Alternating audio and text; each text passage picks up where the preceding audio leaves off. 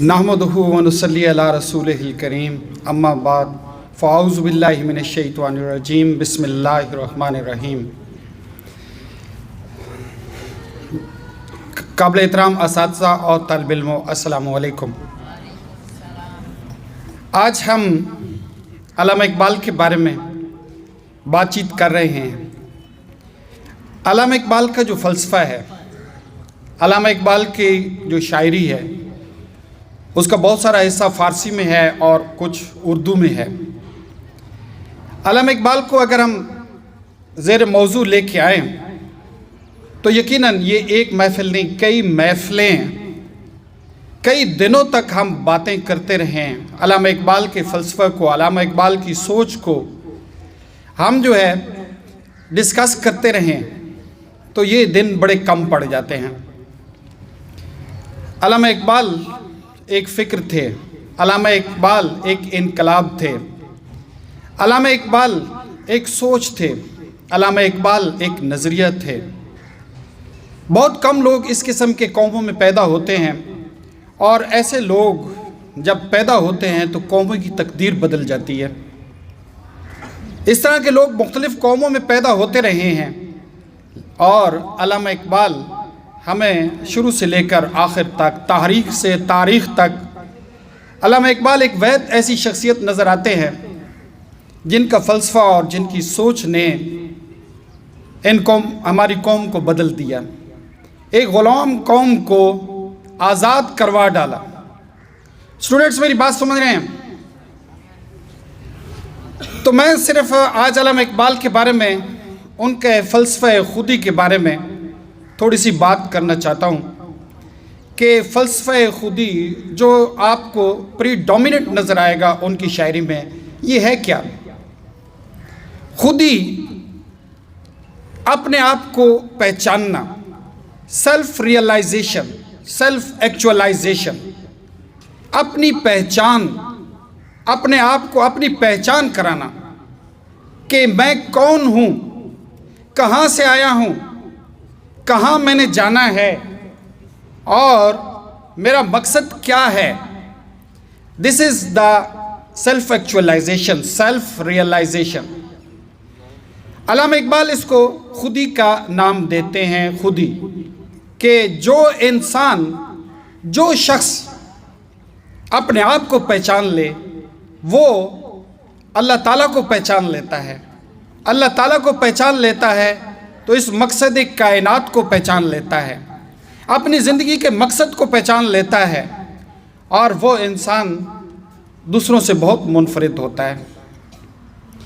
अल्लामा इकबाल ने जिस दौर में जन्म लिया, आप सब जानते हैं कि हमारी कौम जो है ग़ुलाम थी। हिंदुस्तान के मुसलमान ग़ुलाम थे। ग़ुलामी के इस रवायत में वो सो रहे थे और अल्लामा इकबाल के नज़दीक ये है, मेरी बात बेटे समझने की कोशिश करें कि अल्लामा इकबाल के नज़दीक जो कौम ग़ुलाम बन जाती है वो अपना तशख़्ख़ुस और अपने आप को खो देती है कि उसको खुद नहीं पता होता कि मैं कौन हूँ। अल्लामा इकबाल ने ये याद दिलाने की कोशिश की कि तुम कौन हो। ग़ुलामी में पड़े हुए लोगों को नहीं पता था कि वो, उनका माजी क्या है, उनका कल्चर क्या है, उनका शानदार माजी जो गुज़र चुका है उससे उनको वास्ता नहीं रहा था। तो अल्लामा इकबाल ने नौजवानों को, ख़ास तौर पर नौजवानों को, नौजवानी लोग होते हैं जिनके अंदर पूरी तवानाइयाँ होती हैं, नौजवानी बड़े बड़े काम कर जाते हैं अगर उठ जाएँ तो अल्लामा इकबाल ने खुदी का तसव्वुर दिया और उनको बताने की कोशिश की कि तुम जानो कि तुम कौन हो। इसके लिए उन्होंने अंबियाए किराम और अंबियाए किराम, मुजाहिदीन और इन लोगों को आइडियलाइज़ किया। ख़ास तौर पर उनकी तवज्जो पैगंबरों पे थी और इसमें कोई शक नहीं है। अल्लामा इकबाल की शायरी, अल्लामा इकबाल ने ख़ुद कहा था कि मेरी शायरी में, फ़ारसी का एक शेर है, मुझे याद नहीं आता, कि अगर मेरी शायरी में कुरान के अलावा कोई चीज़ हो तो नबी पाक सल्लल्लाहु अलैहि वसल्लम से फरमाया था कि या रसूल अल्लाह, क़यामत के दिन مجھے اپنی شفاعت سے میرا من نہ کرانا، مجھے ذلیل کر دینا اگر میری شاعری میں قرآن کے علاوہ کچھ ہو تو علامہ اقبال جو ہے قرآن کے اس تصور کو دیکھتے ہوئے سب سے زیادہ انہوں نے جو آئیڈیالائز کیا وہ انبیاء کو کیا۔ انبیاء کے اندر وہ جانتے تھے کہ خودی جو ہے عروج پہ ہوتی ہے، اور انبیاء میں آپ جانتے ہیں کہ نبی پاک صلی اللہ علیہ وسلم ایک وہ نمونہ ہیں جن کے اندر انسانیت کے تمام تر جوہر جو ہے وہ بدرجہ اتم موجود تھے۔ تو علامہ اقبال نے فرمایا تھا، سبق ملا ہے معراج مصطفیٰ سے مجھے کہ عالم بشریت کی زد میں ہے گردوں۔ ذرا سوچیں کہ کیا کہہ رہے ہیں کہ یہ جو معراج کی رات تھی، نبی پاک صلی اللہ علیہ وسلم وہاں تک گئے جہاں تک جبریل امین نے بھی انکار کر دیا کہ اس سے آگے میں نہیں جا سکتا، اپنی معذوری ظاہر کی، لیکن نبی پاک صلی اللہ علیہ وسلم اس سے بھی آگے گئے اور اللہ پاک سے ملاقات کی۔ اور علامہ اقبال کیا کہتے ہیں کہ سبق ملا ہے معراج مصطفیٰ سے مجھے کہ عالم بشریت کی زد میں گردوں، یہ جو آسمان ہے یہ انسانیت اس سے بالا تر ہے نبی پاک صلی اللہ علیہ وسلم کے۔ تو انبیاء کرام کو وہ آئیڈیالائز کرتے تھے کہ ان کے اندر وہ خودی کا تصور جو ہے وہ سیلف ایکچوالائزیشن ٹاپ پر تھی، اس لیے فرماتے ہیں خودی کو کر بلند اتنا کہ ہر تقدیر سے پہلے خدا بندے سے خود پوچھے بتا تیری رضا کیا ہے۔ اپنے آپ کو اس حد تک اپنی سیلف ایکچوالائزیشن، اپنی آگاہی، اپنی خود آگاہی اتنی ہو اور انسان اس کی وجہ سے اتنے بڑے مقام پر پہنچ جاتا ہے کہ اللہ تعالیٰ خود کہتے ہیں کہ بتا تو کیا چاہتا ہے۔ یہی قرآن پاک کا تصور ہے مین وَلَسَوْفَ يُؤْتِيكَ رَبُّكَ فَتَرْضَىٰ، اے نبی پاک صلی اللہ علیہ وسلم ایک دن آپ کو اتنا دیں گے کہ تم راضی ہو جاؤ گے۔ اللہ تعالیٰ نبی پاک صلی اللہ علیہ وسلم سے فرما رہا ہے کہ میں ان قریب، یقیناً ان قریب آپ کو اتنا عطا کروں گا کہ آپ خوش ہو جائیں گے، آپ راضی ہو جائیں گے۔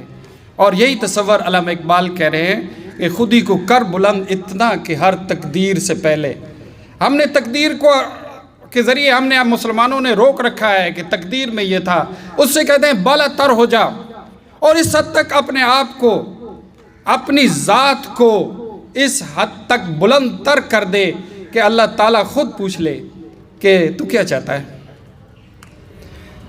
تو میں یہ کہہ رہا تھا کہ علامہ اقبال کا بنیادی تصور یہی ہے کہ اپنے آپ کو پہچاننا، من عرف نفسہ فقط عرف ربہ، جس نے اپنے آپ کو پہچان لیا اس نے اپنے رب کو پہچان لیا۔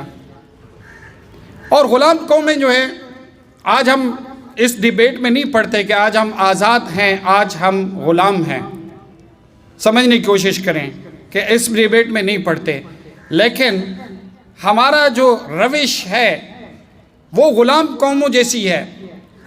ہمارے اپنے آپ کو ہم نہیں سوچتے کہ ہم کون ہیں یار، ہم کون لوگ ہیں، ہمارے آبا کیا تھے، اور آبا سے اوپر نبیوں کی اور رسولوں کی جب بات ہو رہی ہے تو ان میں یہ چیز بدرد اتم موجود تھی۔ نہ صرف نبی پاک صلی اللہ علیہ وسلم، باقی انبیاء کے بارے میں وہ بھی یہی سوچتے ہیں کہ خودی ان کے اندر اس حد تک تھی کہ جس طرح حضرت موسیٰ علیہ السلام کے بارے میں فرماتے ہیں، ہزار چشمہ تیری سنگ راہ سے پھوٹے، ہزار چشمہ تیری سنگ راہ سے پھوٹے، خودی میں ڈوب کے ضرب کلیم پیدا کر۔ کلیم کس کو کہتے ہیں؟ حضرت موسیٰ علیہ السلام کا تخلص تھا، کلیم، اللہ سے بات کرنے والے۔ تو ہزار چشمہ تیری سنگ راہ سے پھوٹے، حضرت موسیٰ علیہ السلام کا یہ معجزہ تھا، اللہ تعالیٰ نے ان کو یہ معجزہ دیا ہوا تھا کہ ایک دفعہ سمندر کے اوپر انہوں نے آسا مارا تو اس کے اندر سے راستے نکل آئے۔ آپ جانتے ہیں کہ فرعون پیچھے تھا اور حضرت موسیٰ علیہ السلام اور اس کی قوم بنی اسرائیل آگے تھے۔ تو حضرت موسیٰ علیہ السلام نے عصا کی نوک سے وہ ٹھوکر ماری اور سمندر جو ہے اس کے اندر راستے بن گئے۔ پھر ایک اور دفعہ کہ بنی اسرائیل پانی کے لیے ترس رہی تھی، پانی نہیں تھا، بیٹے خاموش رہیں، پانی نہیں تھا، حضرت موسیٰ علیہ السلام نے عصا مارا اور 12 چشمے پھوٹے۔ اب علامہ اقبال اس کو کیسے آئیڈیلائز کر رہے ہیں؟ خودی میں ڈوب کے ضرب کلیم پیدا کر، ضرب کلیم حضرت موسیٰ علیہ السلام کی چوٹ پیدا کر، اپنے آپ کو محسوس کر، اپنی خودی کو بیدار کر، اور اسی طرح کے آپ کے اندر طاقت، کلیمی طاقت آ جائے گی کہ آپ ضرب لگائیں گے، جہاں راستے نہیں ہوں گے وہاں سے راستے پھوٹیں گے، جہاں پہ بنجر زمین ہوگی وہاں سے چشمے پھوٹ پڑیں گے۔ وہ چشمے آج تک زندہ ہیں اگر دیکھیں تو حضرت موسیٰ علیہ السلام کی اس اسپرٹ کو، اس روح کو بھی وہ خودی کا نام دیتے ہیں کہ ان کے اندر ایک سیلف ایکچولائزیشن تھی۔ وہ حضرت موسیٰ علیہ السلام وہ اپنی قوم کو جانتے تھے کہ یہ کیا ہے، اور خود اپنے آپ کو وہ پہچانتے تھے، اور اس قوم کو لے کر نکلے اور اس کو آزادی دلائی۔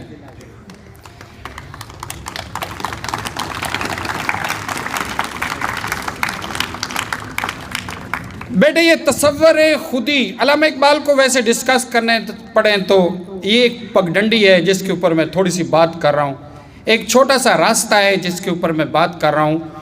علامہ اقبال کی بہت ساری جوہتیں ہیں شاعری کے اندر، لیکن میں جس چیز کی بات کر رہا ہوں، علامہ اقبال کس چیز پہ زور دیتے تھے، یہ ساری مثالیں تھیں ہمارے سامنے، یہ بہت عظیم مثالیں تھیں ہمارے سامنے، انبیاء کرام کی، رسول کی، اولیاء کرام کی، مجاہدین کی۔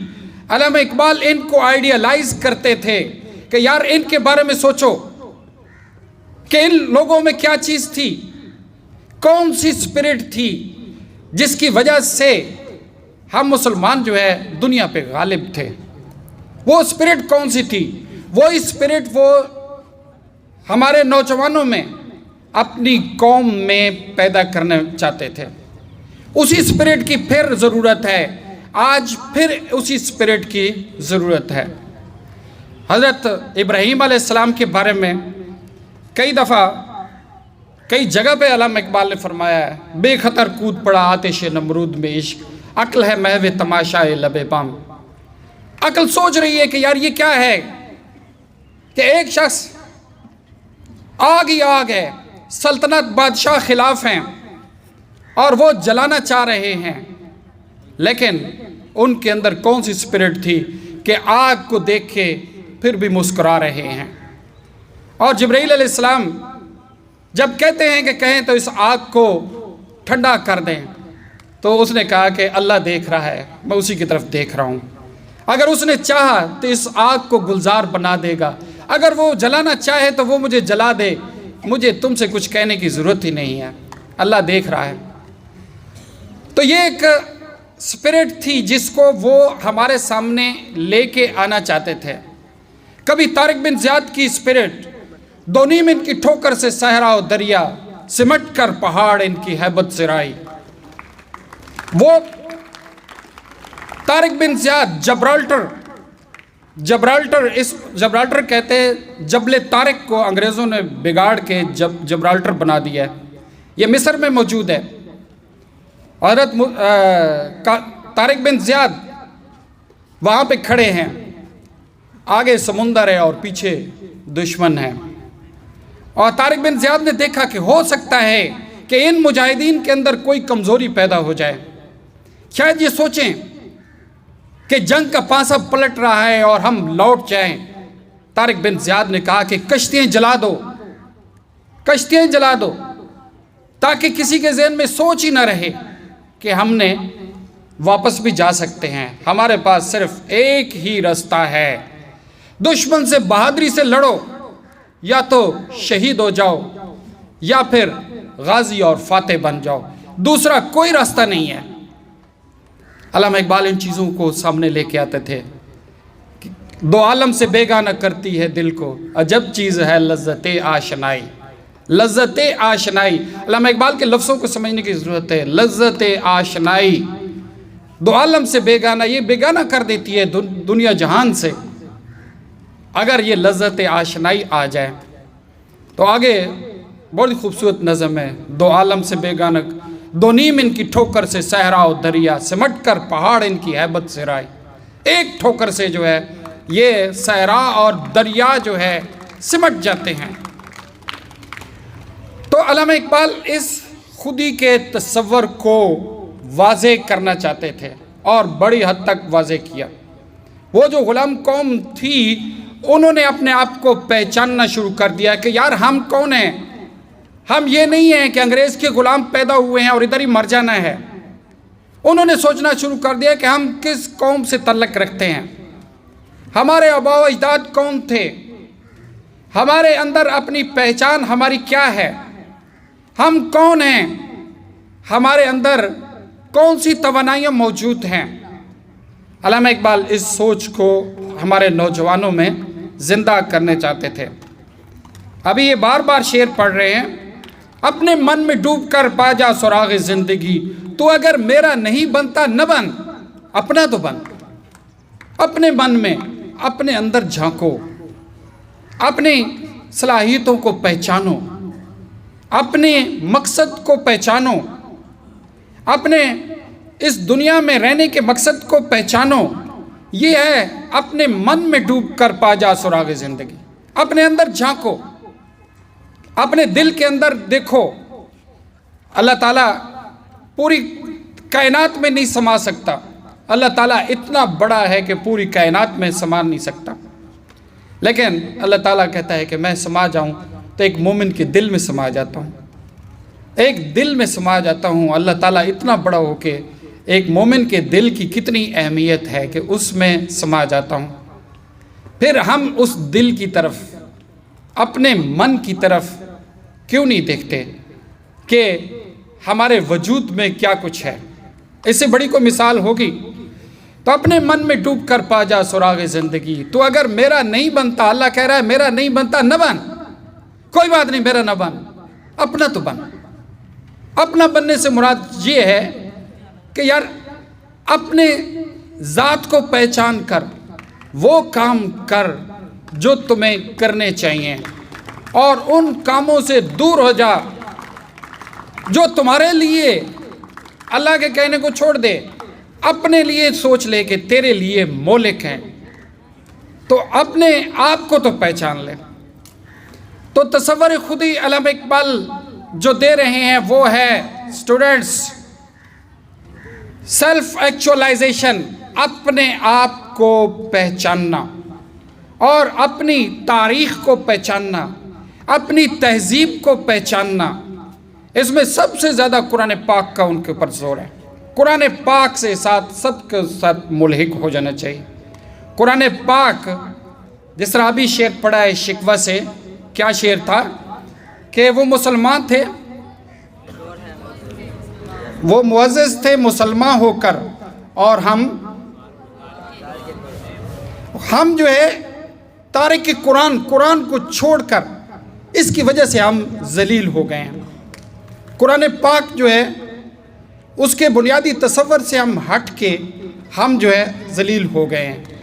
علامہ اقبال کا زور ان چیزوں پہ تھا کہ آپ کے لیے جو اللہ تعالیٰ نے قرآن پاک بھیجا ہے، جو زندہ معجزہ اس وقت قرآن پاک آپ کے ہاتھوں میں موجود ہے.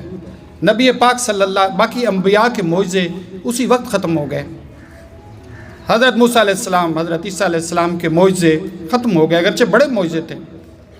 حضرت عیسیٰ علیہ السلام مردہ کو زندہ کرتے تھے، بڑا معجزہ تھا. کوڑ کے مریضوں کو ٹھیک کر دیتے تھے، شفا یاب کر دیتے تھے، بڑا معجزہ تھا. لیکن اس سے بڑا معجزہ قرآن پاک ہے. نبی پاک صلی اللہ علیہ وسلم کا معجزہ قرآن پاک ہے، اور وہ قرآن اور وہ معجزہ قیامت تک ہمارے پاس ہے، ہمارے درمیان موجود ہے. اس معجزے کی طرف کتنے لوگ لوٹ کر آتے ہیں. تو علامہ اقبال کے پیغام کو سمجھنے کی کوشش کر رہے ہیں، یہ تو بہت وسیع ہے. میں صرف ایک چیز کہنا چاہتا ہوں کہ علامہ اقبال کیا چاہتے تھے. اپنی غلام قوم کو، اپنے نوجوانوں کو ان کے اندر احساس پیدا کرنا چاہتے ہیں کہ تم اپنے بارے میں ایک دفعہ سوچو. تم وہ نہیں ہو جو اپنے بارے میں سوچ بیٹھے ہو. تم وہ نہیں ہو کہ وہ قوم جس کی کوئی تاریخ نہیں ہے، جس کی کوئی تہذیب نہیں ہے، جس کا کوئی شاندار ماضی نہیں ہے. ہم وہ قوم نہیں ہیں. ہم قوم ہیں، وہ قوم ہے جس کا شاندار ماضی ہے. اس کو ہمیں پہچاننے کی سخت ضرورت ہے، اپنے آپ کو ریئلائز کرنے کی سخت ضرورت ہے، تاکہ ہم پھر اپنے اندر وہ خصوصیات پیدا کریں جو پیغمبروں میں تھیں. اگرچہ ہم پیغمبروں جیسے کبھی بھی نہیں ہو سکتے، لیکن ان خصوصیات کا کچھ حصہ ہم اپنے اندر سمیٹ سکتے ہیں.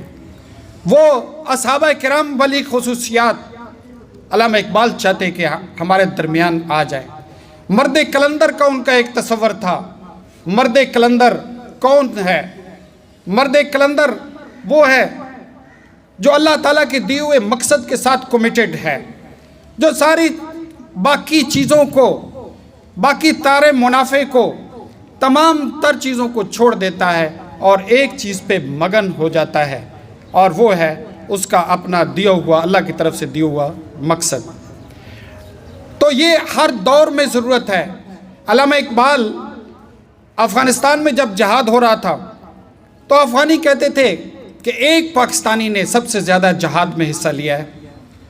ایک پاکستانی نے سب سے زیادہ جہاد میں حصہ لیا ہے، اور افغانی کہتے تھے کہ وہ علامہ اقبال تھے. علامہ اقبال کی بڑی شاعری فارسی میں ہے نا، ہم تو اس کو سمجھے ہی نہیں. آج تک ہم نے فارسی پڑھنے کی کوشش ہی نہیں کی، لیکن وہ پرشین سپیکر وہاں کافی ہیں، وہ اس کو سمجھتے تھے. ایران والوں نے کہا کہ انقلاب ایران میں ایک پاکستانی کا سب سے بڑا کردار ہے، اور وہ ہے علامہ اقبال، کیونکہ ان کی زبان ہی فارسی ہے. ترکی والے کہتے ہیں کہ آج ہماری جدوجہد میں ایک شخص سب سے زیادہ شامل ہے، اور وہ ہے علامہ اقبال. جس طرح مولانا رومی تھے، ان کا ایک فلسفہ ہے، علامہ اقبال اس کی کاپی ہیں. تو علامہ اقبال کے یہ تصورات صرف ہم پاکستانیوں کے لیے نہیں، ہمارے لیے تو سب سے زیادہ ہونے چاہیے، کیونکہ وہ ہمارے درمیان پیدا ہوئے تھے. لیکن اس کے علاوہ بہت ساری اقوام جنہوں نے آزادی حاصل کی ہے، جنہوں نے غلامی سے چھٹکارا حاصل کیا ہے، وہ علامہ اقبال کو اپنے ساتھ دیکھتے تھے. تو آج بھی اس کی بڑی سخت ضرورت ہے. ہمارے درمیان سخت ضرورت ہے کہ علامہ اقبال کا فلسفہ خودی کو پھر ایک دفعہ زندہ کریں، ایک دفعہ پھر جاننے کی کوشش کریں اور اس پہ عمل کرنے کی کوشش کریں. میں آخری ایک شعر پڑھتا ہوں. خودی کی جلوتوں میں مصطفائی، خودی کی خلوتوں میں کبریائی، زمین و آسمان و کرسی و عرش، خودی کی زد میں ہے ساری خدائی. ذرا ان کو سوچیں. خودی کی جلوتوں میں مصطفائی، یہ حضرت محمد صلی اللہ علیہ وسلم یا مصطفیٰ جو نظر آتے ہیں، ان کی جلوتوں میں سامنے جو نظر آتا ہے وہ بھی خودی ہے. خودی کی خلوتوں میں کبریائی، جو اندر چھپا ہوا ہے وہ کبریائی ہے. اور زمین و آسمان و کرسی و عرش، خودی کی زد میں ہے ساری خدائی. اگر ہم اپنے آپ کو پہچان لیں، اپنی زندگی کا مقصد پہچان لیں، تو پھر یہ ساری زمین و آسمان ہماری زد میں ہے. بہت شکریہ بیٹے.